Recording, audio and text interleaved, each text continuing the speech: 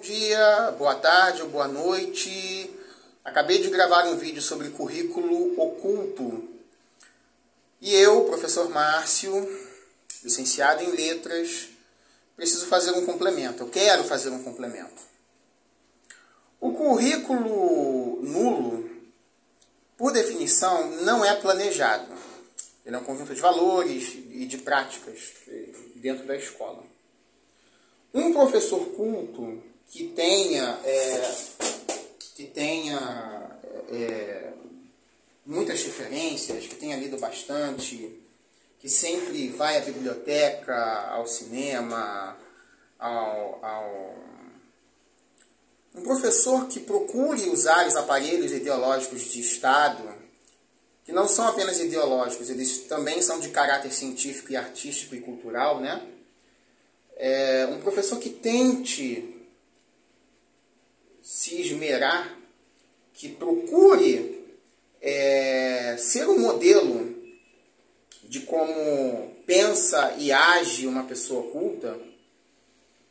Esse professor, sem planejamento, e com o exemplo dele, vai levar para a sala de aula o que um professor de nível inferior não vai levar. Eu não estou dizendo que todos tenham de ser iguais, mas vai haver diferenças no que concerne a formação profissional, a formação docente e, claro, no que concerne a qualidade das aulas. É óbvio que eu já tive de lidar com alunos muito indisciplinados, de várias idades, de várias classes sociais. Alunos que realmente se comportam como bestas selvagens. E a escola, em tese, tem a função de transmitir a cultura, aqui entendida como conjunto de conhecimentos e de erudição que nós encontramos em certos artefatos culturais. Esses artefatos são veículos de comunicação muito específicos, né? E desses veículos, o livro, no formato impresso, é o que mais se destaca. Enfim, o que o professor leva para a sala de aula, a bagagem que ele leva para a sala de aula, vai fazer diferença. O vocabulário dele, a entonação, a sintaxe,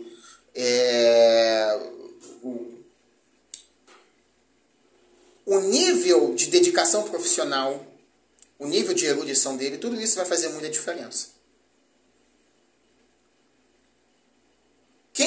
Quem segue esse caminho, em tese, deveria ser elogiado, mas acaba sendo rechaçado. Porque é muito baixo o nível cultural do magistério, é verdade que seja dita. É uma pena, né? O magistério deveria ser alguma coisa que, dentro do senso comum, deveria ser uma elite. Eu uso a palavra elite por falta de uma palavra melhor, tá? Mas não é isso que acontece. Muitas pessoas sem instrução chegam aos quadros do magistério público, tá? Conseguem até se efetivar nos quadros do magistério público, em que, aliás, ainda reina a contratação temporária, o que permite o uso das escolas como cabides de emprego, embora na escola pública não haja emprego público, mas sim cargo público, tá? O regime jurídico dos professores das escolas públicas é o regime estatutário, não é o da CLT, não é o da consolidação das leis trabalhistas, que orientam o uso da carteira de trabalho. Tá? O professor temporário nem cargo público tem, ele tem função pública. O cargo público, por definição, é efetivo, e o que ele tem é uma função pública em caráter temporário. Né? Daí o uso da sigla DT, designação temporária. Então é isso, gente. Só para a gente ficar num exemplo, existe uma diferença entre o fone e o fonema. O fone ele é único no tempo e no espaço e pode ser gravado com um gravador de som. O fonema é uma cópia mental do fone. É claro que o nosso cérebro só reconhece os fones quando ele armazena cópias mentais deles.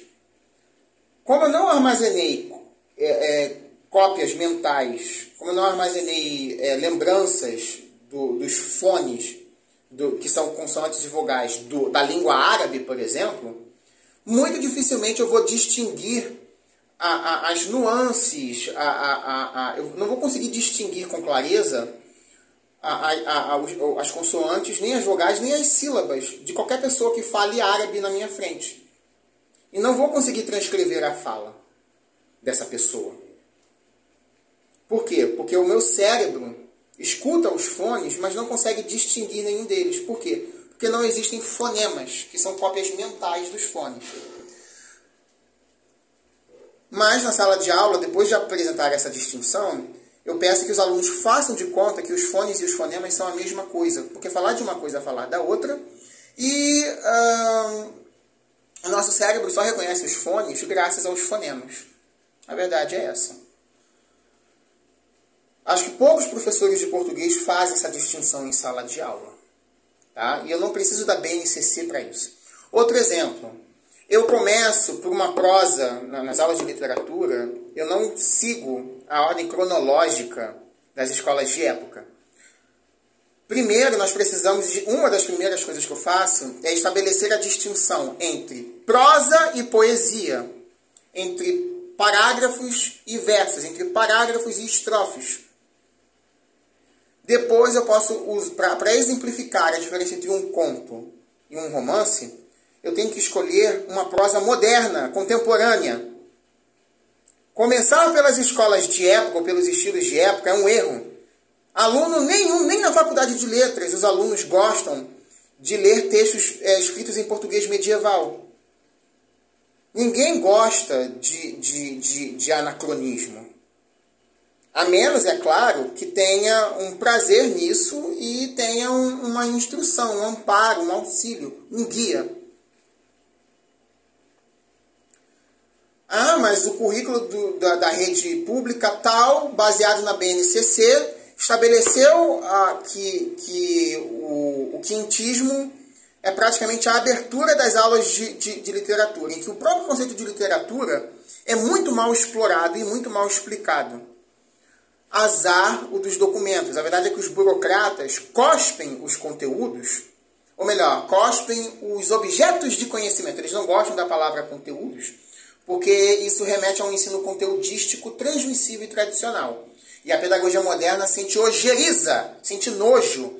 Ela repudia veementemente o ensino tradicional e conteudístico. Então as habilidades, as competências, os objetos de conhecimento, eles estão naquela ordem, aquilo ali tem que ser seguido. Não, eu não tenho que seguir aquilo ali à risca. Tá? Eu tenho direito à flexibilidade curricular e os currículos, né, não são camisas de força. Eles têm que ser criticados, têm que ser analisados por quem tem senso crítico. Então é isso. O currículo oculto, no final das contas, não é tão ruim. Até porque toda aula, ao contrário do que as idiotas, eu me refiro às pedagogas, né, é uma profissão majoritariamente feminina, elas querem que tudo seja planejado em conformidade com o tecnicismo, que é uma tendência pedagógica do tempo da ditadura militar e que até hoje dita o trabalho de planejamento do professor. Mas eu não sou obrigado a seguir à risca nada do que aparece nos currículos. Não sou. Não só por eu ter liberdade de cátedra, mas também por eu ter bom senso. Então as aulas exigem uma boa dose de improviso. E essa observação,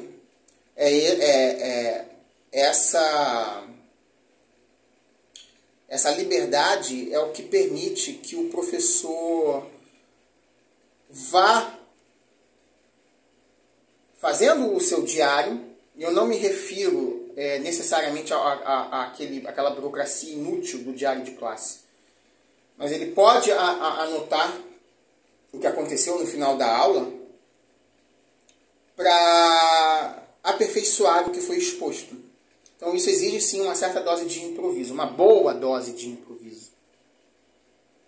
E não apenas de planejamento. O que acontece em sala de aula tem que inspirar o planejamento do professor. Não tem como traçar tudo. Não é possível prever, não é possível planejar tudo. Muita coisa não é planejada. E aí a gente cai de novo no conceito de currículo oculto, porque ele é um acontecimento não previsto e não planejado.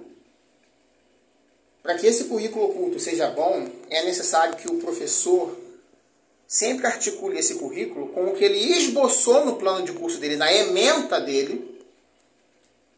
E a ementa dele não tem que ficar mencionando habilidades ou competências, que isso é coisa ideológica do neoliberalismo. Isso é uma visão ideológica que a BNCC tenta impor. Tá? Nós temos direito a diferentes concepções pedagógicas. Tá? Basta consultar se não me engano, o artigo 3º da Lei de Diretrizes e Bases e o inciso 2º do artigo 206 da Constituição garantem isso ao professor. Liberdade de cátedra. Então, articulando essa liberdade de cátedra com o que não é obrigatoriamente planejado, o professor que tem uma bagagem cultural boa pode proporcionar uma boa trajetória para os seus alunos. Para qualquer aluno, né? Ele pode proporcionar uma boa trajetória para os alunos.